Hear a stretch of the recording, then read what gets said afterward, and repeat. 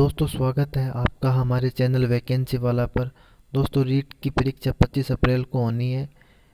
काफ़ी कम टाइम बाकी रहा है इस एग्ज़ाम के अंदर। आपको नोट्स पे पूरी तरह डिपेंड होना पड़ेगा। किताबों के चक्कर में पड़ गए तो किताबें तो पूरी होनी नहीं है 25 अप्रैल तक। जी हाँ दोस्तों, 25 अप्रैल का एग्ज़ाम होना है रीट का। इसके लिए आपको नोट्स को पढ़ना पड़ेगा। जिन जिन भाइयों के पास नोट्स नहीं है वो मेरे बनाए नोट्स, मेरे भी हैं और किसी फेमस कोचिंग के भी नोट्स हैं, आप उनको भी पढ़ लीजिएगा और ये नोट्स भी पढ़िएगा ताकि आपका सारा टॉपिक क्लियर हो जाए। दोस्तों एसएसटी के अंदर बौद्ध धर्म और जैन धर्म के दो टॉपिक जोड़े हैं, आज मैं आपको ये पढ़ाने जा रहा हूँ। तो आप हेडिंग डाल लीजिए महाजनपद काल। सभी भाई अपनी कॉपी लेके बैठो, कॉपी पेन साथ में लेके बैठो और ये नोट्स बनाओ साथ साथ में और इनको पढ़ते जाओ। फिर हेडिंग डाल लीजिए महाजनपद काल। जी हाँ दोस्तों, हेडिंग डाल लीजिए महाजनपद काल। आज आपको बौद्ध धर्म और जैन धर्म के नोट्स पढ़ने के बाद इस टॉपिक के अंदर आपको कोई भी दिक्कत नहीं आएगी। ये नोट्स आपके एग्ज़ाम में बहुत मदद करेंगे साथियों, बहुत ज़्यादा मदद करने वाले हैं। मैं इसी तरीके के सारे नोट्स आपको धीरे धीरे एक एक वीडियो के अंदर सारे नोट्स प्रोवाइड कराता जाऊंगा और आप उनको हाथ से साथ साथ लिखते जाइए ताकि आपका टॉपिक एकदम क्लियर होता जाए, आपको किसी भी तरीके की कोई समस्या नहीं आएगी। महाजनपद काल टॉपिक डाल लीजिए। जैन और बौद्ध धर्म का आज ही ये मैं पूरा किस्सा ख़त्म कर दूंगा। आपको ये नोट्स एग्ज़ाम के अंदर बहुत मदद करेंगे और इस टॉपिक से एक क्वेश्चन या दो क्वेश्चन आना एकदम निश्चित बात है। दोस्तों आप टॉपिक डालिए महाजनपद काल। जिन्होंने हमारा चैनल सब्सक्राइब नहीं किया है वो चैनल सब्सक्राइब कर लीजिए। इसी तरीके के नोट्स वीडियो में डेली डालता रहूँगा हर सब्जेक्ट के। तो आप चैनल सब्सक्राइब कर लीजिए, नोटिफिकेशन बेल को दबा दीजिए ताकि सबसे पहले आपको नोटिफिकेशन मिल जाए आपको वीडियो का। ठीक है साथियों, अब नोट्स बनाना शुरू कीजिए, पेन और कॉपी लेके बैठ जाइए। हेडिंग डालिए, पहले तो बौद्ध और जैन धर्म ऊपर लिखिए कॉपी के, उसके बाद में लिखिए महाजनपद काल। महाजनपद काल के अंदर एक पॉइंट लगा के लिखिए 16 महाजनपद। 16 महाजनपद लिखिए दोस्तों। दूसरा 2 नंबर पॉइंट लगा के लिखिए मगध का उत्थान। 2 नंबर पॉइंट लगा के लिखिए मगध का उत्थान। 3 नंबर पॉइंट लगा के लिखिए धार्मिक क्रांति। जी हाँ दोस्तों, 3 नंबर पॉइंट लगा के लिखिए धार्मिक क्रांति। लिख लिया होगा आपने धार्मिक क्रांति। अब धार्मिक क्रांति के अंदर भी आपको पॉइंट लिखने। पहला पॉइंट लिखिए बौद्ध धर्म। धार्मिक क्रांति के अंदर पहला पॉइंट लिखिए बौद्ध धर्म, लिख लिया। दूसरा पॉइंट लिखिए जैन धर्म। तीसरा पॉइंट लिखिए अन्य। जी हाँ दोस्तों, तीसरा पॉइंट लिखिए अन्य।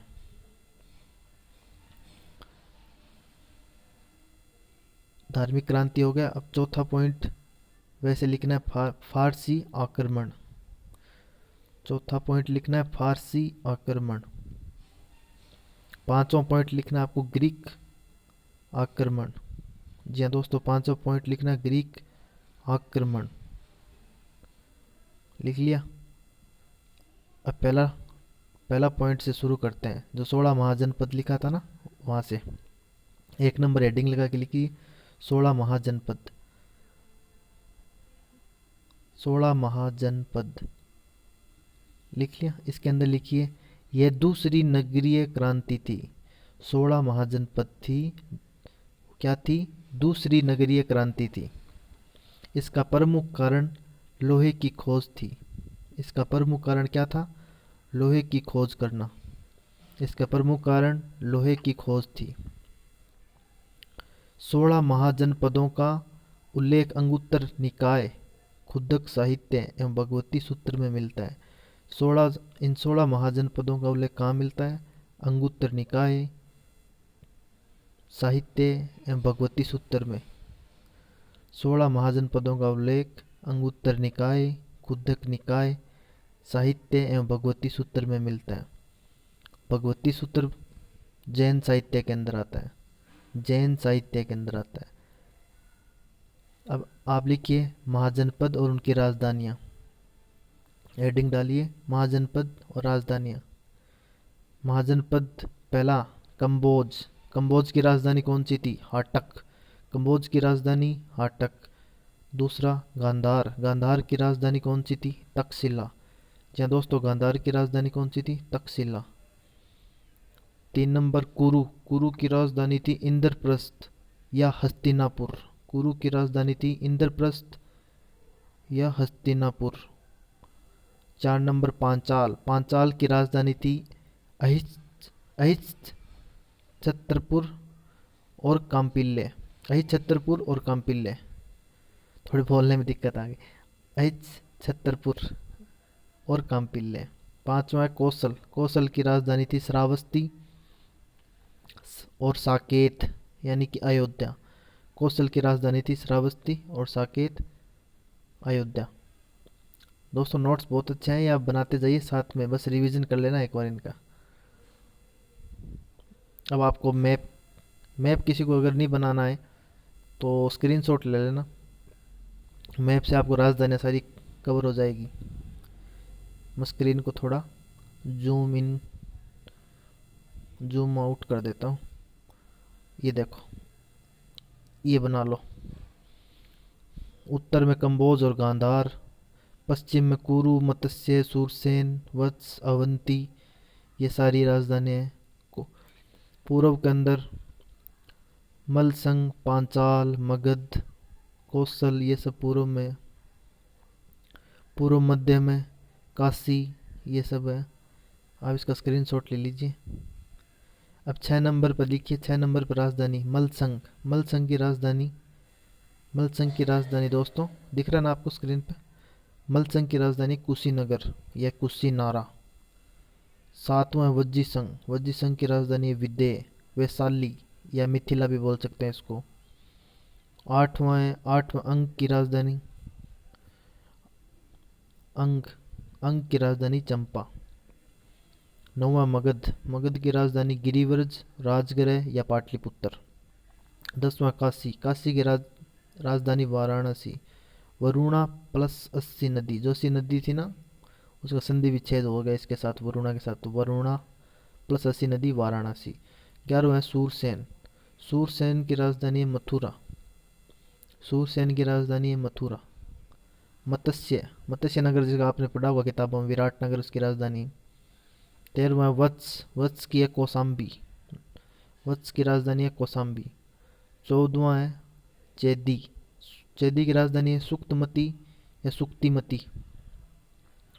जी हाँ, सुक्तमती या सुक्तिमती, चेदी की राजधानी।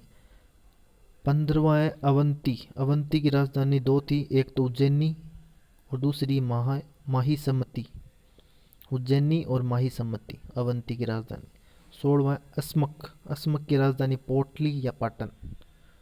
अस्मक की राजधानी क्या है दोस्तों? पोटली और पाटन। नोट्स बना रहे हो साथ साथ में?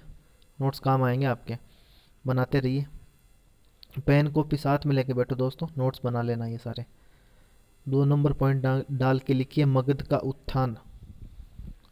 अच्छा दोस्तों, 2 नंबर पॉइंट डाल के लिखिए मगध का उत्थान।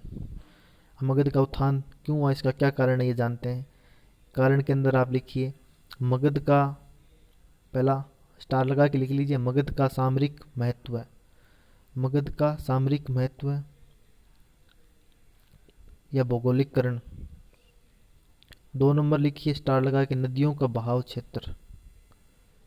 3 नंबर लिखिए नदियों का प्रयोग सिंचाई एवं नौकायन में किया जाता था। चौथा लिखिए खनिज। हाँ, इसके कारण बता रहा हूँ मगध का उत्थान के क्या कारण थे। ये 3 नंबर तो कारण बता दिया, नदियों का प्रयोग सिंचाई एवं नौकायन में किया जाता था। चौथा है खनिज के अंदर, खनिज इसका कारण था। 5वां इसका उपजाऊ मैदान, उपजाऊ मैदान भी इसका कारण था। छठा है मगध के आसपास के जंगलों में हाथी पाए जाते थे, मगध के आसपास के जंगलों में हाथी पाए जाते थे। 7वां महत्वाकांक्षी, महत्वाकांक्षी शासक, शासक। जी हाँ, महत्वाकांक्षी शासक। फिर आपका हर्यक वंश, हेडिंग डालिए हर्यक वंश। 547 से 412 बीसी, 545 से 412 ईसा पूर्व। हर्यक वंश के अंदर जो शासक हुआ था पहला, बिंबिसार, बिंबिसार हर्यक वंश का महत्वपूर्ण शासक था जिसका नाम था बिंबिसार। पहला शासक था बिंबिसार, श्रेणिक नाम से प्रसिद्ध था।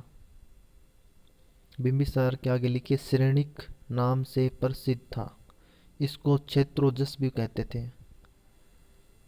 ये प्रथम साम्राज्यवादी शासक था। बिंबिसार था जो प्रथम साम्राज्यवादी शासक था।